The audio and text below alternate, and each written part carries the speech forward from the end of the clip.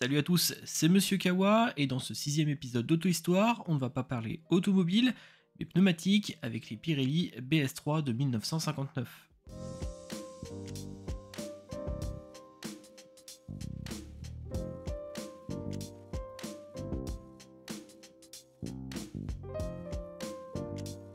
Pirelli est un fabricant italien de pneumatiques fondé le 28 janvier 1872 à Milan par l'ingénieur Giovanni Battista Pirelli, âgé de 24 ans à l'époque. Leur première usine, ouverte en 1873 et située rue Ponte Seveso à Milan, aura une activité variée avec la fabrication de ceintures, de tuyaux, de tapis ou de rouleaux de caoutchouc.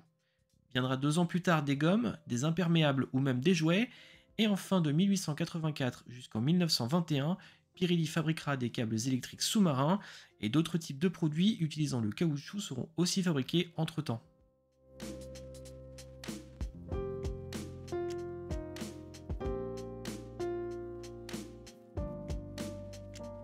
Ils vont, comme ses concurrents de l'époque, commencer en 1890 par la production de pneus de vélo avec le modèle Stella, puis Tipo Milano en 1894 pour ensuite dériver sa production vers celle des pneus de moto. C'est en 1901 que le premier pneu pour automobile de Pirelli, nommé Ercole, entre en fabrication. Apparaîtront aussi les premiers brevets pour les talons élargis, l'amélioration de l'adhérence ou une meilleure résistance aux crevaisons ou déchirures.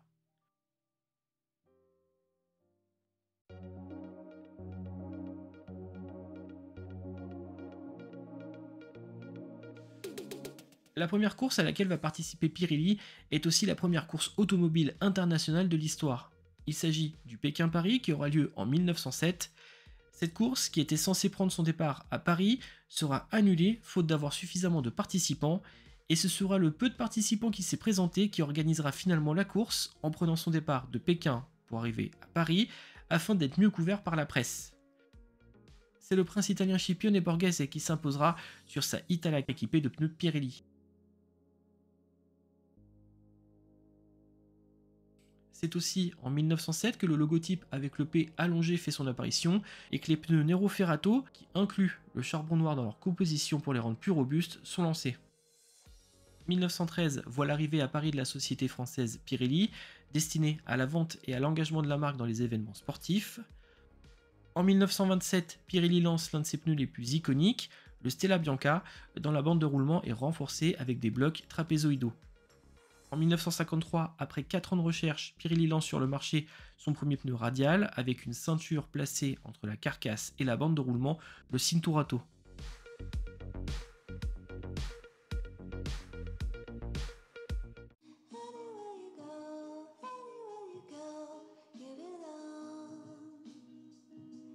Derrière ce projet, on retrouve 2 hommes.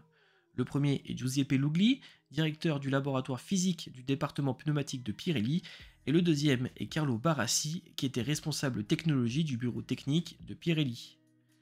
Giuseppe Lugli adorait skier et la montagne et connaissait donc parfaitement les difficultés d'adhérence en hiver sans équipement adéquat. L'utilisation des chaînes étant obligatoire, c'est justement ce système qui va être le point de départ de l'idée, et Carlo Barassi va lui améliorer le système et le rendre industrialisable, c'est d'ailleurs lui qui en signera le brevet. Les BS3 seront présentés au Salon de l'Automobile de Turin en octobre 1959. BS signifie Battistrada Separata, soit bandes séparées, et 3 indique leur quantité, soit 3 bandes. La grande particularité du Pirelli BS3 est d'être un pneu dont les bandes de roulement sont interchangeables. Son point de départ est le fait de vouloir simplifier le remplacement des pneus selon la saison, sans avoir à déloger la carcasse du pneu de la jante, permettant un gain de temps et d'effort. Le dessin initial des bandes de roulement était repris du Cinturato, modèle emblématique de Pirelli, mais d'autres dessins étaient disponibles selon les conditions climatiques auxquelles elles étaient destinées. Chaque bande était renforcée intérieurement avec des anneaux en acier pour éviter les déformations et les aider à rester en place dans leur rainure. Les canaux d'évacuation d'eau ayant des espaces, il était aussi possible de loger entre la carcasse et les bandes des pastilles munies de clous pour favoriser l'adhérence sur les routes glacées ou enneigées. Ces pneus n'étaient pas tubeless, ils avaient donc une chambre à air avec un capuchon en acier au niveau de la valve pour la plaquer contre la jante et ralentir la fuite d'air au niveau du trou de la valve, permettant au conducteur de se rendre compte de l'affaissement du pneu à temps. Lorsqu'on avait besoin de passer du mode hiver au mode été par exemple, ou de remplacer les bandes usées, il suffisait simplement de dégonfler le pneu pour pouvoir déloger les bandes et les remplacer par d'autres.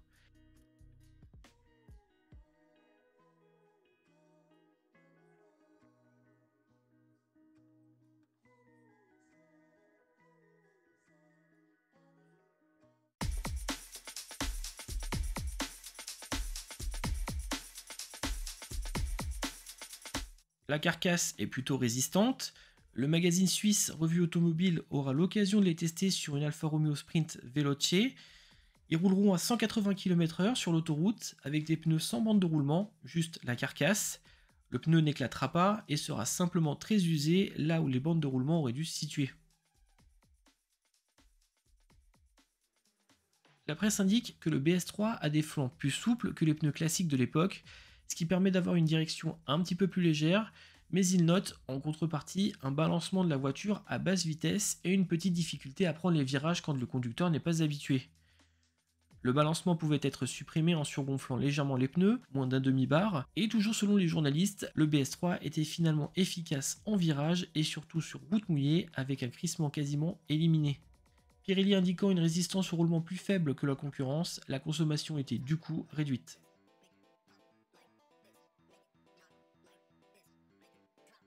Ce pneu était adapté à certains modèles spécifiques de voitures, italiennes en réalité, on va noter Alfa Romeo, Lancia ou Fiat.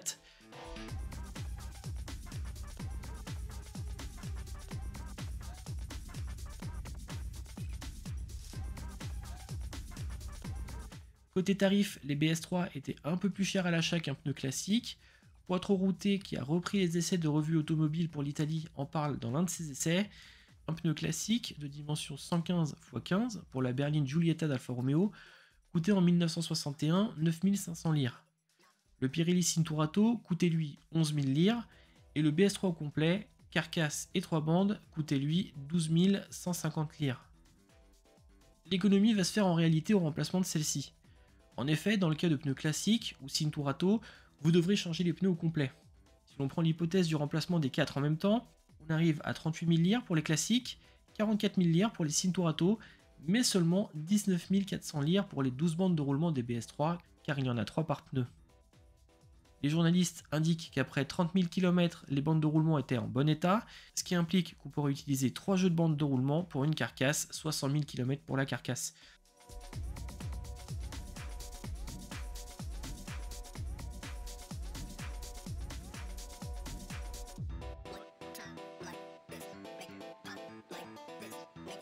Côté communication, Pirelli prouvera l'efficacité de ses nouveaux pneus avec une Alfa Romeo Giulietta qui sera poursuivie par des patineuses à la patinoire de Cortina d'Ampezzo en Italie. Le BS3 passera aussi par la case compétition avec son utilisation au rallye du Monte Carlo 1961. Sur les 28 équipages qui prendront son départ avec les BS3, 23 passeront la ligne d'arrivée. Elle sera d'ailleurs la base des premiers pneus hiver de Pirelli, les MS35. En ce qui concerne les particuliers, Pirelli nouera en 1961 un partenariat avec le réseau de restaurants autoroutiers et de stations-service Autogrill qui était à l'époque public. Elle installera ses ateliers accolés aux autogrilles de la Autostrada del Sole, autoroute qui reliait le nord au sud de l'Italie, l'idée étant de laisser le véhicule là-bas pour changer les bandes ou le pneu complet pendant que les occupants du véhicule mangeaient au restaurant. BS3 deviendra en 1964 BS en remplaçant le système de 3 bandes par une seule qui prend la largeur du pneu.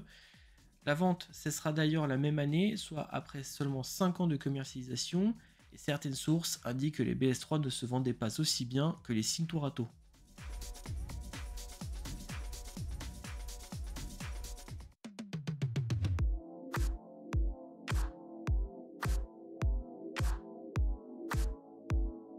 Pirelli n'a pas été le seul à proposer ce genre de système à l'époque. Retour en 1959, mais cette fois-ci en URSS, et plus précisément 2 usines, Moscou, qui produisait des pneus pour les Moskvitch, et Yaroslav, qui les produisait pour les camions Gaz 51. La source russe indique quand même pas mal de défauts. Possibilité de déchaussement de l'une des bandes de roulement, ce qui impose une surveillance périodique de la pression des pneus, et une durée de vie des bandes qui est plutôt courte, environ 10 000 km par rapport à la carcasse du pneu, ce qui réduit finalement l'économie par rapport à un pneu classique plus endurant. Abandonné pour la voiture, cette technologie durera un petit peu plus longtemps sur les camions. Comme vous avez pu le constater tout au long de cette vidéo, Pirelli a essayé de révolutionner le pneumatique en apportant une innovation qui paraissait géniale sur le papier, mais qui finalement n'a pas su convaincre le public, ce qui n'empêchera pas des années plus tard d'apporter d'autres innovations. Je vous remercie d'avoir suivi cette vidéo, je vous laisse bien évidemment les liens consultés en description, prenez soin de vous et je vous dis à bientôt.